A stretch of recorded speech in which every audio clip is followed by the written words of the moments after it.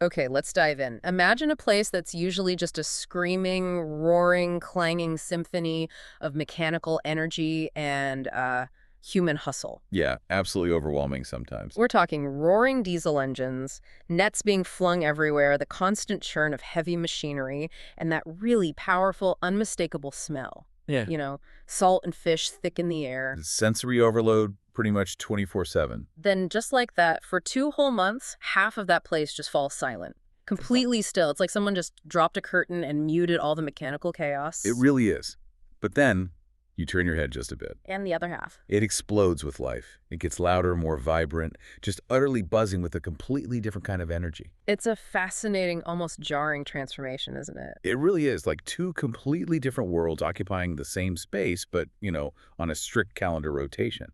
This incredible shift happens every year in a very specific place, the Kasimedu fishing harbor in Chennai, India.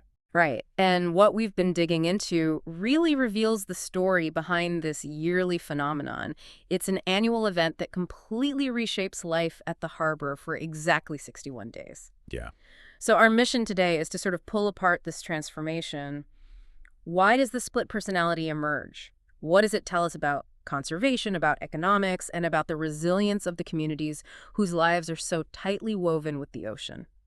We found it's a story layered with some really unexpected dynamics and, honestly, some pretty striking lessons. So let's start by really picturing Kasimedu when it's in its normal state, before this annual shift kicks in. Okay, think of it as a full throttle operation.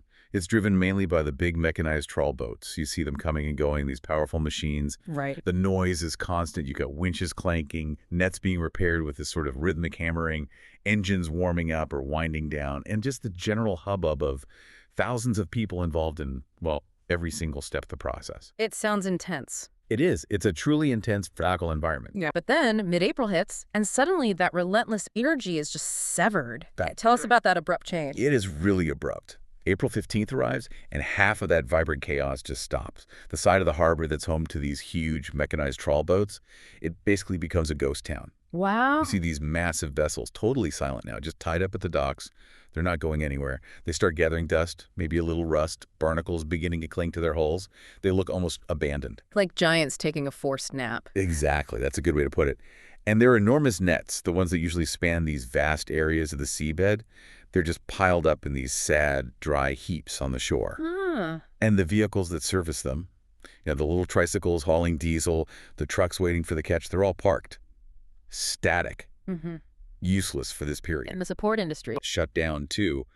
The ice factory, which is absolutely critical for preserving the massive catches from these boats, it's shut tight. Even the women who work tirelessly cleaning and processing the hauls from the trawlers find themselves, well, with no work.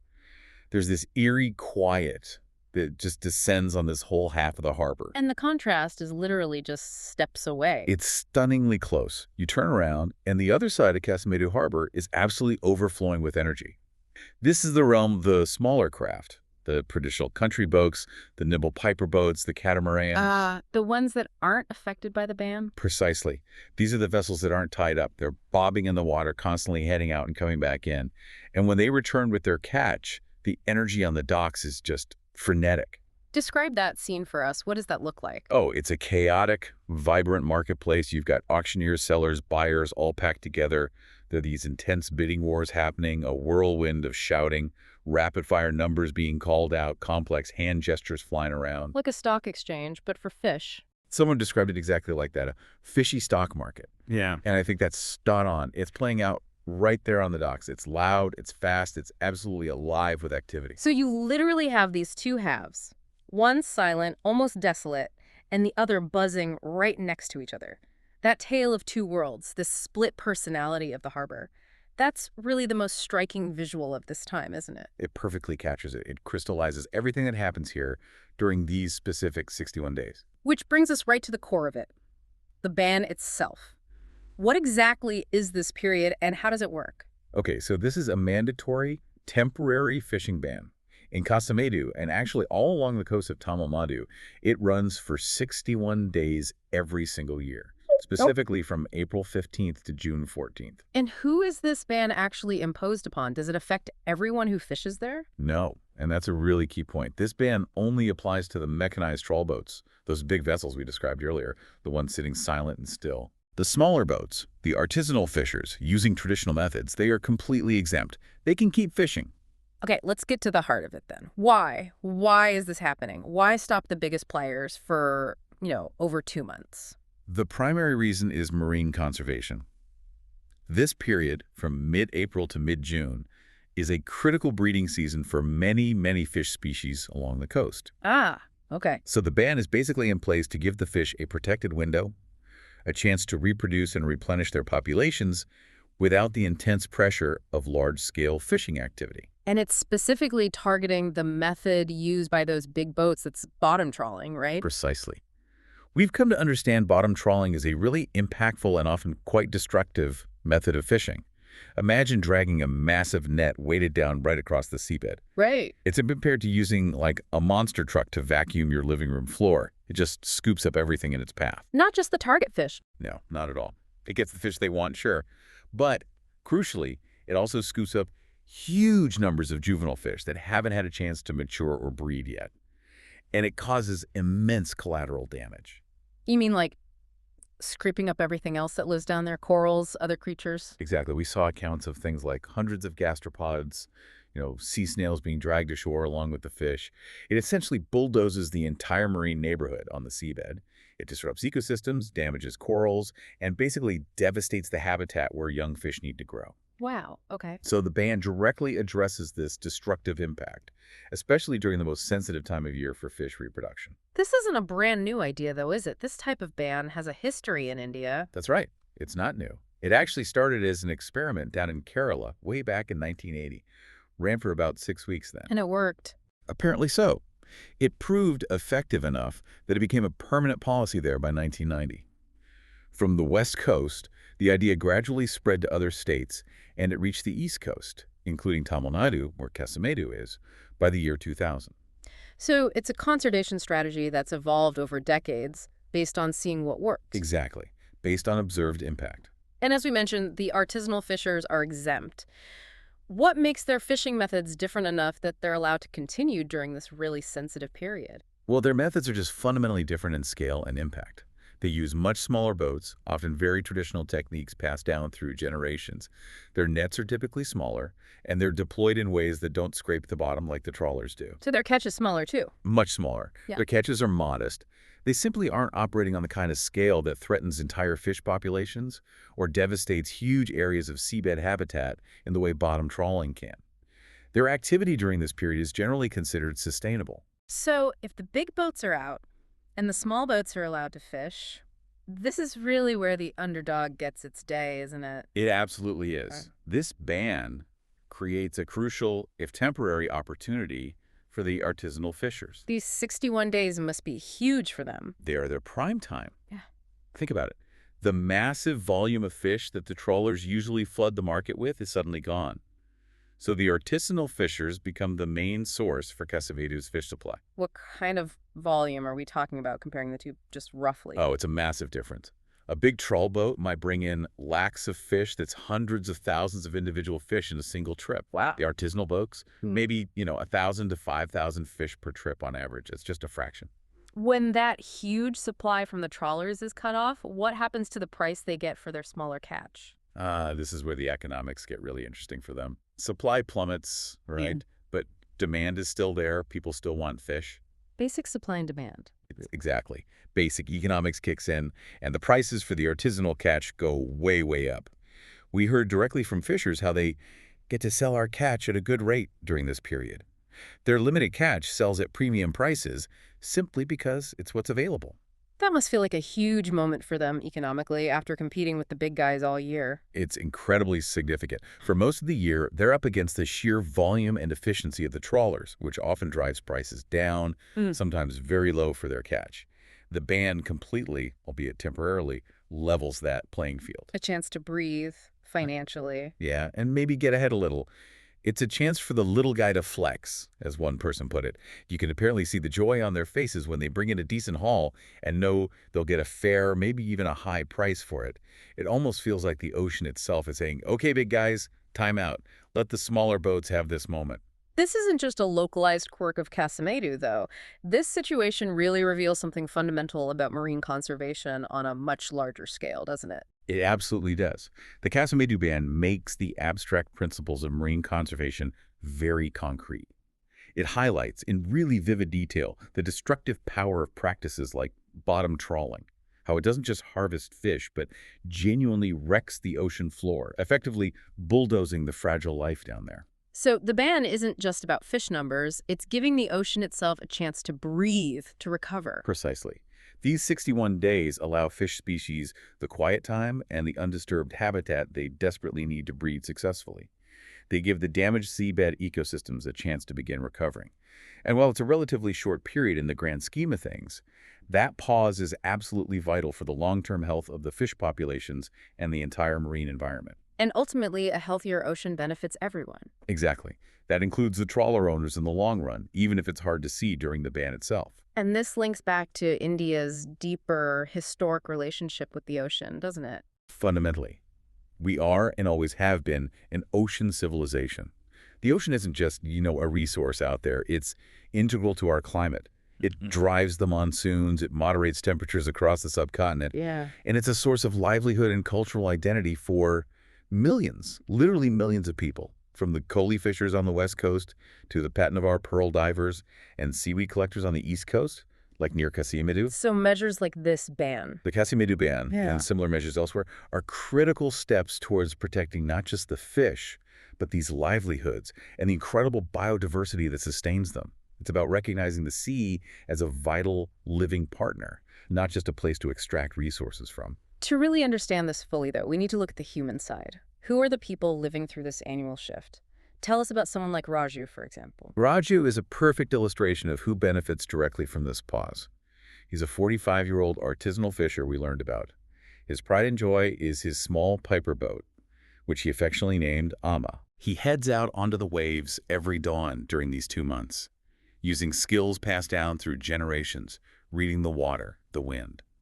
For Raju, this isn't an inconvenience. He apparently calls it our time. It's the period the big boats can't steal our thunder, as he put it. And what does that time mean for his life, practically speaking? What's the impact? Well, it means his modest catch, maybe some sardines, some mackerel sells for double, sometimes even more than double the price he'd get during the rest of the year. That extra income is transformative for him and his family. I bet. He mentioned specifically it allowed him to finally fix his boat's hull, which was apparently in pretty rough shape, and also buy his daughter a much-needed new school uniform. It's not about getting rich. It's about stability. It's about dignity and being able to provide for his family in a way that's just much harder the rest of the year. That's a powerful story. But it's not a universally positive story for everyone connected to the harbor, is it? There must be people who face real hardship because of the ban. Absolutely. And that's crucial to understand, too. Take Lakshmi, for instance. She represents many women who work cleaning and processing fish at the harbor. When the big trawl boats aren't coming in with their massive hauls, well, there's simply no work for her. So her income just vanishes. It disappears completely for these 2 months. It's a very real, tangible hardship for her and many others like her in similar support roles. How does she view the ban, then, if it means losing her livelihood temporarily? Is there resentment? What's quite striking is her perspective. Despite the clear hardship, she expresses a level of acceptance, maybe even understanding. She said things like, "The fish need a break, just like us." Hmm. And she mixed it with a touch of humor, adding apparently that she gets to catch up on her cereals during this forced downtime. But her situation really highlights the difficult trade-offs involved in conservation. Yeah, the human cost. Exactly. It's not just the fishers directly involved, it's all the support workers, the people in the ice factories, the fuel suppliers, the net repairers, even the owners of the small tea stalls who rely heavily on the trawler crew's business. They all face a significant income loss during the ban. It ripples through the community. So while it's a clear win for the artisanal fishers and hopefully the ecosystem, it creates real economic pain for others in that same community. It's definitely not a simple black and white issue. It absolutely brings those complexities right to the surface. And it means that while many might support the idea of the ban, not everyone is happy with its practical effects on them. The trawler owners, understandably, must face a major challenge during this time. They certainly do. They've invested heavily in these large, expensive vessels, and they employ crews. Having those assets tied up, unproductive for 2 whole months, represents a significant financial loss. And while most will likely concede, maybe grudgingly, that the ban is necessary for the fish, they also feel the economic pinch very keenly. And as we said, that ripple effect hits all the related industries hard. And we heard that this sometimes leads to debates about fairness, right? Some trawler owners argue that if they're stopped, maybe the artisanal fishers should face some restrictions too. That argument definitely surfaces. The trawler owners point out that the artisanal fishers are still out there fishing and selling their catch, often at higher prices. So what's the counter to that? Well, if you really look at the scale of impact, the argument doesn't quite hold up.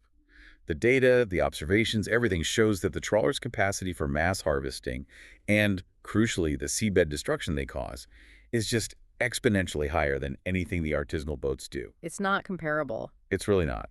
Someone compared it to a kid with a slingshot versus a tank.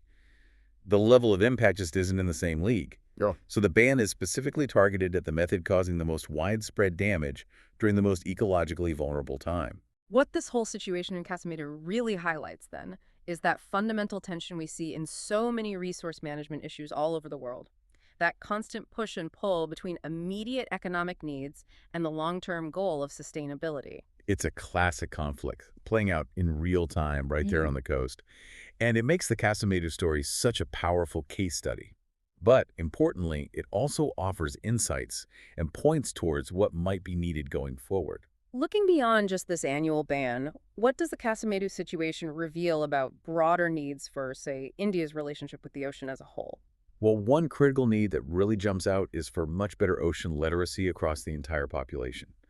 We need to teach ourselves, and especially future generations, that the ocean is far more than just a big body of water or simply a source of fish on our plates. It's more complex than that. Much more. It's a complex, interconnected system that drives our monsoons, shapes our climate, and supports millions of diverse livelihoods and cultures, many of which are ancient. It's not just a line on a map or something they touch on in a basic science class about the water cycle. Far from it. True ocean literacy means understanding things like how traditional fishers read the currents and the winds with incredible skill, or the intricate knowledge involved when diverse harvest oysters sustainably.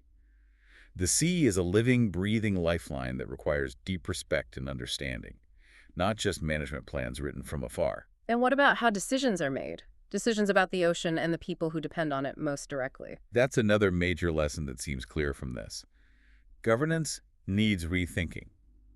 Too often, policies affecting coastal communities are decided far inland, perhaps by officials who don't fully grasp the day-to-day realities on the coast. Right. The fishers of Kasimedu, and others like them all along India's coasts, need a stronger, more direct voice in the decisions that impact their lives and the waters they rely on for survival. How could that work? Well, one idea is giving local bodies like the village panchayats or town municipalities more actual authority in managing the waters closest to shore, say up to 4 nautical miles out, which is roughly 7.4 kilometers. That could lead to policies that are not only more effective for conservation, but also more equitable and sustainable for the communities themselves. Because they understand the local context best. Exactly. It's about saving the people whose identity and survival are tied to the sea, just as much as it is about saving the fish. They're interconnected. So when the ban lifts on June 14th, the big trawlers will power up again, the noise will return, and the artisanal fishers will likely fade back into the background of the harbor's usual intense rhythm. What's the overarching takeaway from this annual cycle we've explored here? I think we see that the future of our relationship with the ocean, anywhere really, will always be a balancing act. It's complex. But the Kasimedu ban, this annual pause, it shows that this balance is possible, even when you're navigating, rough seas economically and ecologically. It's proof of concept in a way. Yeah. Conservation doesn't have to be solely about restriction saying no. A well-designed pause, like this one, can actually allow the vital ecosystem time to recover and simultaneously give crucial economic breathing room to smaller, less impactful players. It provides necessary rest for the resource, and in doing so, can potentially benefit everyone in the long term. It really is a powerful demonstration of resilience, isn't it? And maybe a different model for managing a critical shared resource. A pause that allows the ocean to breathe and maybe just as importantly, allows the little guy to have their moment in the sun, economically speaking. So, as we wrap up this deep dive into Kasimedu, the story of this annual ban is just a really compelling look at resilience, isn't it? And that constant push and pull between human needs and nature's needs, and the deep, complex relationship between people and the ocean. Absolutely. It vividly shows how giving the ocean a crucial chance to recover can also, perhaps unexpectedly, create space for the smaller players to thrive, even if it's just for a little while each year. It's a cycle that clearly benefits the ecosystem's health and provides a vital economic window for those often overlooked in the larger fishing economy. So here's a thought to leave you with. If this annual pause in Kasimedu shows that balancing livelihoods and conservation is genuinely possible, even in a complex situation like that, what other complex challenges in our world might benefit from a similar kind of approach? Maybe targeted breaks or finding innovative ways to empower smaller players within a system. Interesting question. And maybe on the more personal level, thinking about that ocean literacy point, what small step could you take maybe this week to become just a little more ocean literate in your own life? Something to consider as you go about your day.